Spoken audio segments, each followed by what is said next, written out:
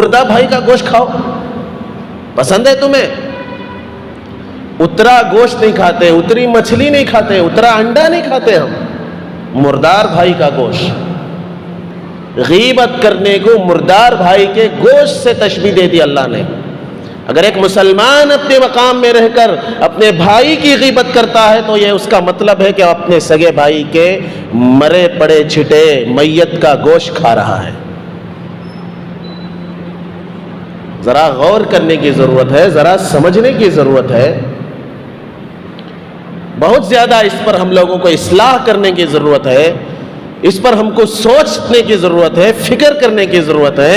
جانے انجانے میں دکان مکان چوراہوں پر، چائے کی دکان پر، تجارت کے اڈوں پر کہیں ایسا تو نہیں گزر رہا ہمارا وقت کہ ہم اپنے بھائیوں کی غیبت تو نہیں کر رہے، بس کہانی سناتے رہتے، اسی میں غیبت ہو جاتی ہے۔ کہانی، سٹوری، کل کی گزری سٹوری، پرسوں کی گزری سٹوری، 10 سال پہلے، 20 سال پہلے کی بات اٹھا کر ہم غیبت میں مبتلا ہو رہے ہیں، یہ خود ہم کو پتہ نہیں چل رہا ہے کہ ہم اپنے بھائی کا، کہیں مردے بھائی کا گوشت تو نہیں کھا رہے ہیں۔ ایک عورت آئی اللہ کے رسول علیہ السلام کے پاس، حضور نے فرمایا خے کرو، خے کرو، اس عورت کو خے کرایا جائے۔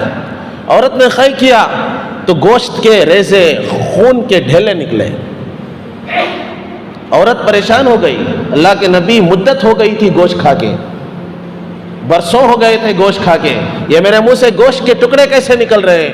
حضور نے فرمایا کیا تم نے فلاں عورت کی غیبت نہیں کی؟ کیا فلاں راستے پر فلاں وقت میں تم نے عورت کی غیبت کرتی کہ نہیں کی؟ اسی حالت میں تم یہاں پر آئی ہو۔ حقیقت میں اس واقعے کو بولے تو ایسے پتہ چلتا ہے کہ کیا علم غیب حضور کو ہو گیا؟ جی علم غیب نہیں، جبرائیل آ کر بتائے تھے، اللہ نے بتا کے بھیجا تھا کہ جبرائیل فوراً جاؤ، جا کر اللہ کے رسول کو بتاؤ کہ اس عورت نے فلاں راستے پر فلاں ایک عورت کی غیبت کر دی ہے، فلاں عورت کی برائی کر دی ہے، تم جا کے بتائیں، اس وجہ سے اس کے منہ سے گوشت کے لوتھڑے نکل رہے ہیں۔ ایک اور عورت آئی، ایک اور واقعہ، اس نے کہا، جب وہ آئی تو حضور نے کہا کہ تمہارے منہ سے بدبو آ رہی ہے۔ تو اس نے کہا کہ میں کوئی چیز کھائی نہیں تو بدبو کیوں آ رہی ہے؟ حضور نے فرمایا خائے کرو، الٹی کرو۔ جب الٹی کری تو گوشت کے ریزے، گوشت کے ٹکڑے، خون کے ڈھیلے نکل رہے تھے۔ حضور نے فرمایا یہ کیا ہے؟ عورت پریشان ہو گئی، کیا ہے یہ؟ تو حضور علیہ السلام نے فرمایا کیا تم نے فلاں عورت کے سامنے اپنے شوہر کی غیبت نہیں کی؟ اپنے شوہر کے بارے میں فلاں عورت سے نہیں بتایا تھا؟ اس نے کہا کہ ہاں میں نے بتایا تھا۔ یہ اللہ تعالیٰ نے حضرت جبرائیل علیہ السلام کے واسطے سے حضور کو بتایا تھا کہ تم اس عورت کو سبق سکھانا کہ آئندہ ایسے کبھی غلطی مت کرنا۔ غیر محسوس طریقے پر، عام طور پر مستورات میں، خواتین میں، اچھی باتوں کے درمیان بھی اس طریقے سے غیر محسوس طریقے سے غیبت ہو جاتی ہے۔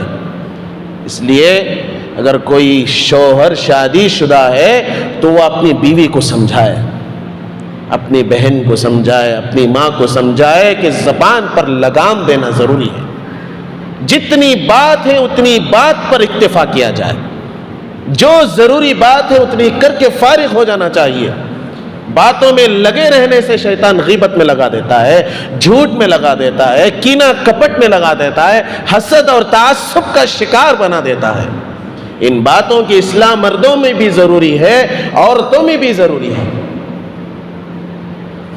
غیبت، بدگمانی، ایک بندہ اچھا ہے، کسی سے ہم نے کوئی بات سن لی تو پھر وہ بات ذہن خراب کر دیتی ہے، اب اس کے بارے میں ہم کم سمجھتے ہیں، ہاں ایسا ہے، ہم نے کیسا جانا تھا یہ کیسا ہے۔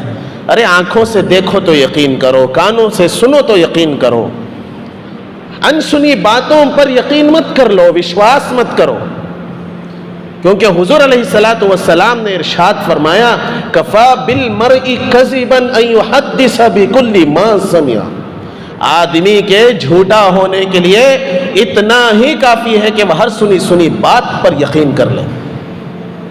ہر سنائی بات پر یقین کرنا ضروری نہیں ہوتا ہے، تحقیق کرو، آپ سے جڑی بات ہے تو تحقیق کرو، اگر آپ سے وہ بات، وہ واقعہ جڑا نہیں ہے تو تحقیق کرنے کی بھی ضرورت نہیں ہے۔ بات سمجھ میں آ رہی ہے نا؟ آپ سے متعلق بات آئی تو آپ تحقیق کرو. کسی اور سے بات آ رہی ہے, کسی اور کے بارے میں بات آ رہی ہے, تو تب آپ کو تفتیش کرنے کی, اس کے بارے میں تحقیق کرنے کی, جاننے کی, جاسوسی کرنے کی ضرورت نہیں ہے, کیونکہ وہ ہمارے رشتے سے تعلق نہیں رکھتی ہے, ہمارے سے جڑی بات نہیں ہے. افسوس اس بات کا ہے کہ ہم اپنی ضروری کاموں میں وقت نہیں لگاتے.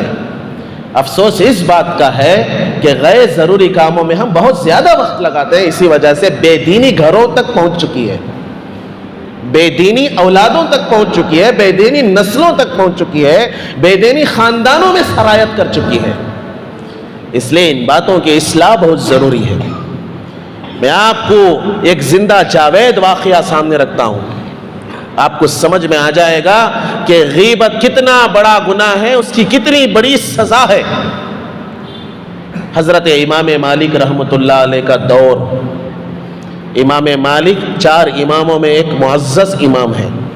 امام ابو حنیفہ, امام شافعی, امام مالک, امام احمد بن حنبل رحمۃ اللہ علیہم اجمعین. ان چاروں اماموں میں ایک امام ہے امام مالک. ان کے دور کا ایک واقعہ, ایک عورت ایک میت عورت کو غسل دے رہی تھی. ایک زمانے میں ایک واقعہ گزرا ہے. ایک عورت ایک عورت موتا کو غسل دے رہی تھی. غسل کے درمیان میں جو سپورٹ کرنے والی, ساتھ دینے والی جو عورتیں رہتی ہیں نا, پانی اٹھا کر دینا, ریٹھے اٹھا کر دینا وغیرہ وغیرہ,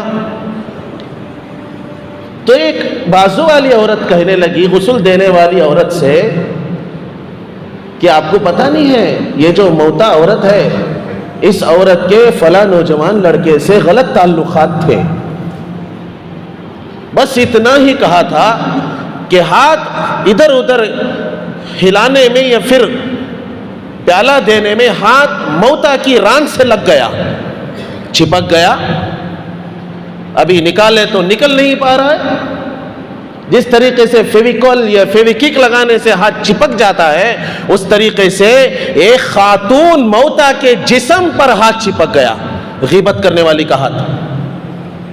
ارے کیا ہو گیا, ہاتھ نکالنے نکل نہیں پا رہا. غسل سے فارغ ہو گئے, رات گزر گئی, دفنانے کا وقت, نماز جنازہ پڑھانے کا وقت آ گیا, ہاتھ نکل نہیں پا رہا, چپک چکا ہے.